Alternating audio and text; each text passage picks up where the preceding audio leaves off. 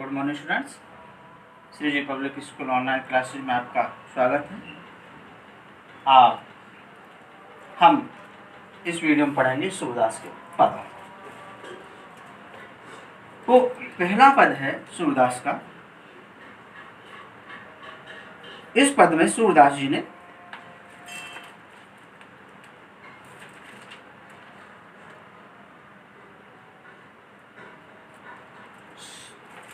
गोपियों और उद्धव के बीच हुए वार्तालाप का बड़ा ही मार्मिक वर्णन किया है। तो प्रसंग कहाँ से शुरू होता है? जब श्री कृष्ण गोकुल को छोड़कर मथुरा के लिए चले जाते हैं और गोपियां श्री कृष्ण के प्रेम में लीन थी। तब कंस को मार के मथुरा के राजा हो जाते हैं। कृष्ण जाते समय गोपियों से कहकर गए थे कि मैं कल आ जाऊंगा, कल वापस आ जाऊंगा, लेकिन आज तक वो वापस नहीं आए और अपने आने के स्थान पर उद्धव को गोपियों के पास संदेश लेकर भेजा कि जाओ और तुम गोपियों को समझाओ। उद्धव कौन थे? परम ब्रह्म की उपासना करने वाले थे। उद्धव अपने आप को सबसे बड़ा ज्ञानी मानते थे, बहुत बड़ा विद्वान मानते थे, बहुत बड़ा भक्त मानते थे। तो उन्होंने उद्धव के घमंड को दूर करने के लिए गोपियों के पास भेजा और उनसे कहा कि गोपियां मेरे विरह में, वियोग में रहती हैं, तुम जाओ और श्री कृष्ण मेरी भक्ति को छोड़कर उन्हें निर्गुण ब्रह्म की भक्ति का संदेश दो।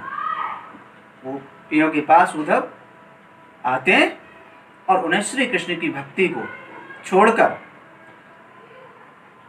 परम ब्रह्म की भक्ति, निर्गुण निराकार की उपासना करने के लिए कहती हैं।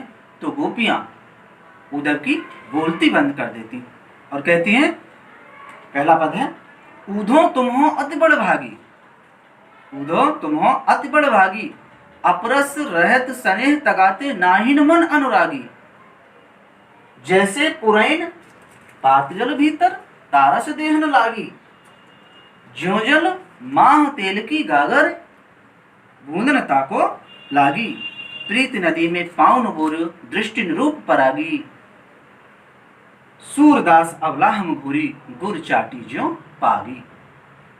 गोपियां उद्धव से कहती हैं, उद्धव तुम हो अति बड़ भागी, ये उद्धव तुम बड़े सौभाग्यशाली हो, तुम बड़े भाग्यवान हो, तुम धन्य हो, तुमसे बड़ा भाग्यशाली कोई दुनिया में दूसरा नहीं है। कैसे? अपरस रहत स्नेह तगाते नाहिन मन अनुरागी। अपरस माने लिप्त, अछूता, स्पर्शहीन। पुरैन पात माने कमल का पत्ता। हे उद्धव, जैसे कमल का पत्ता जल के भीतर रहकर भी पानी के बूंदों से, पानी के स्पर्श से दूर रहता है, एक दाग कमल के पत्ते पर पानी का नहीं होता, ताही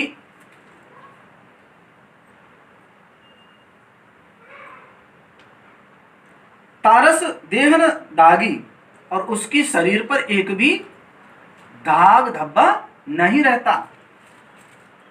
अपरस रहत स्नेह तगाते, स्नेह तगाते माने स्नेह के बंधन से। पहली लाइन की व्याख्या होगी, फिर तीसरी की, फिर दूसरी की। अपरस रहत स्नेह तगाते, स्नेह के बंधन से तुम सदैव मुक्त रहे हो, तुम किसी के प्रेम के बंधन में नहीं पड़े हो, तुमने किसी से प्रेम नहीं किया, ना ही मन अनुरागी, और ना ही तुम्हारा मन किसी के प्रेम में अनुरक्त हुआ है। जो जल माह तेल की गागर बूंदन ताको लागी, जिस प्रकार तेल से भरी हुई गगरी को जल में छोड़ दिया जाता है, तो उस तेल से भरी हुई गगरी के ऊपर जल की एक भी बूंद नहीं टिक पाती। उसी प्रकार तुम भी श्री कृष्ण के साथ रहते हुए श्री कृष्ण के प्रेम के बंधन से मुक्त रहे हो।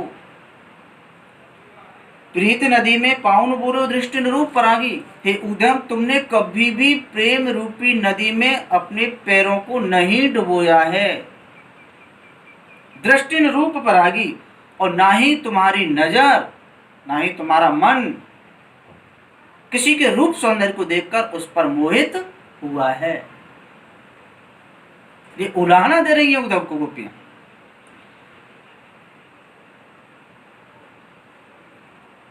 सूरदास अवलाहम भूरी गुर चाटी ज्यों पागी। सूरदास कहते हैं, गोपियां उद्धव को बताती हैं कि हे उद्धव, अवलाहम भोली, हम तो भोली भाली गोपियां हैं बेचारी, और श्री कृष्ण के प्रेम में उस प्रकार लिपटी हुई हैं जिस प्रकार चींटी गुड़ से लिपट जाती है, अपने प्राणों को त्याग देती है लेकिन गुड़ को नहीं छोड़ती। उसी प्रकार हम गोपियां श्री कृष्ण के प्रेम में लिपटे हुए हैं, बंधे हुए हैं।